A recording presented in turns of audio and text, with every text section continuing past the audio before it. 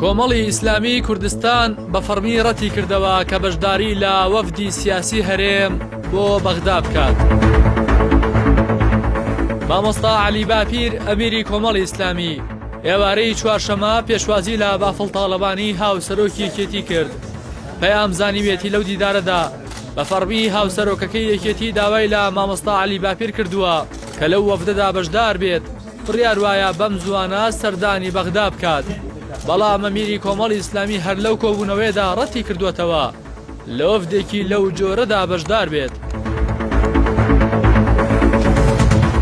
بەپێی زانیاریەکانی پەیام مامۆستا عەلی باپیر لەو دیدارەدا وتوویەتی دەبێت ئەو حزبانەی کە دۆخی هەرێمی کوردستانیان بەم ڕۆژە گەیاندووە خۆشیان چاکی بکەنەوە و بەرپرسیارەتی بارودۆخەکە هەڵبگرن.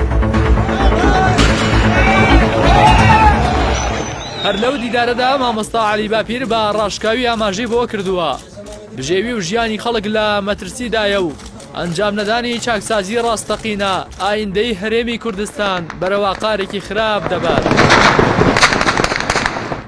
هاوکات بە توندی دانی تەقەکردن و شەیدکردنی خۆپیشاندەرانیشی کردووە و تووشێتی دۆخی ژیان و گوزەرانی خەڵک تا دێ سەختترە بێت.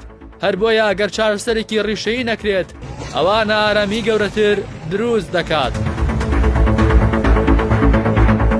کۆمەڵی ئیسلامی هەردەم خاوەنی هەڵوێست و سیاسەتی سربەخۆی خۆی بووە و لە هیچ دۆخێکدا دەستی لە بەرگریکردن لە مافی ڕەوای هاوڵاتیان نەکێشاوەتەوە. کۆمەڵ لە ڕابردووشدا نەگوشار و فشار چۆکیان پێداداوە و ناتەماح و پلە و پۆست هەڵیان خلیسکاندووە و هەرگیز بەرەی گەل و خەڵکی ستەمدیدەی چۆڵ نەکردووە. ئەمە یەکەم جار نییە مامۆستا عەلی باپیر ڕەتی دەکاتەوە بەشداری وەفدی حزبە سیاسیەکان بۆ بەغدا بکات.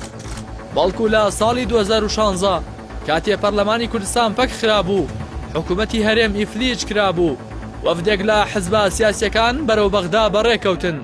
ئەو کاتی شەمیری کۆمەڵی ئیسلامی ڕەتی کردەوە لەو وەفدەدا بەشداری بکات و وتی تا دۆخی ناوخۆیی کوردستان ڕێک نەکرێتەوە بەشداری وەفدێکی لەو جۆرە ناکەم.